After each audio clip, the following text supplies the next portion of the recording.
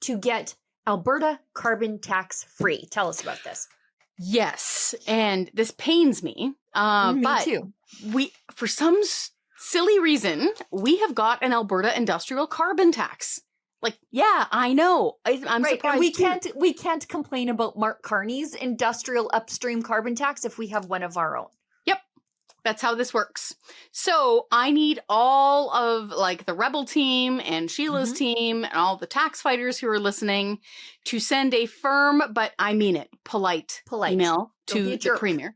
Don't be a jerk, please, because it just gives everybody a bad name. We know she listens. Yeah, we do. We just learned that right now. If people put the pressure on her and do it in the most, cheeky way that you did, because you were like really driving the change to get them to change back on the expense disclosures. But you did it it doesn't even have to be friendly, just has to be respectful, and they will respond. And I think that's why what you're doing is so great. Yeah. And I think honestly, giving somebody the benefit of the doubt. Sure. It's underrated nowadays. And you should do it because it makes everybody feel better. What we care about is the proper result. You don't need to be fire-breathing jerk about everything. Yeah. So with the carbon tax, and here, this brings me to another piece of gratitude. We do our gas tax honesty report every single year.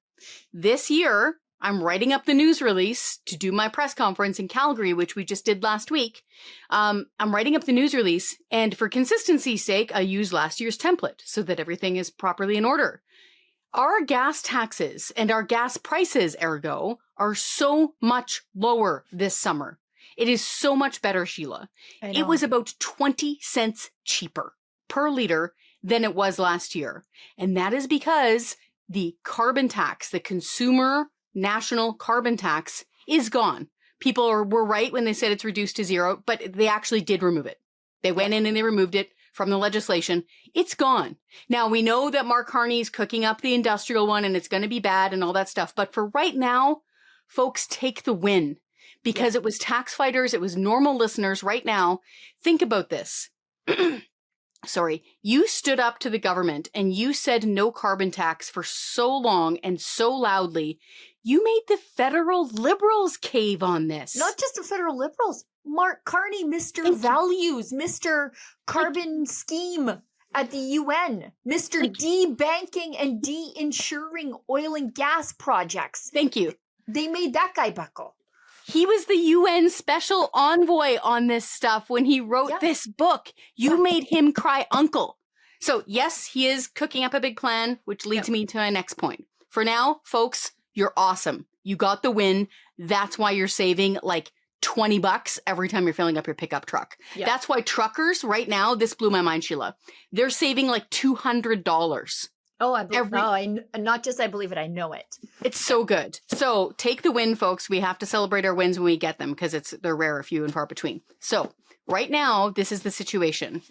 This dude, okay, probably hasn't changed his spots entirely. Okay, I'm just going on a limb here. He's building a new industrial carbon tax, which is going to hit our fuel refineries, our fertilizer plants, our utility companies, okay? Which means it's just going to trickle down and make you pay for it anyway, okay? He's just going to hide it. Here's the problem. Only Saskatchewan Premier Scott Moe has declared his province to be a carbon tax-free zone, okay? We need to take a page out of his playbook and make Alberta a carbon tax-free zone.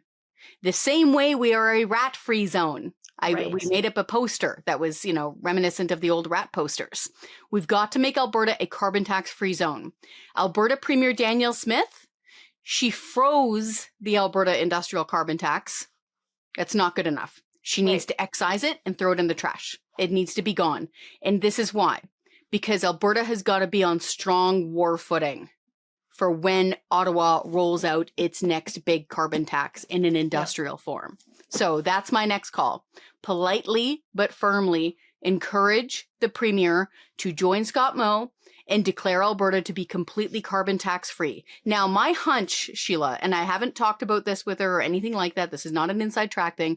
My hunch is that she's been told that we need it for our oil and gas companies, blah, blah, blah. They like their carbon credit trading, something, something. We don't care.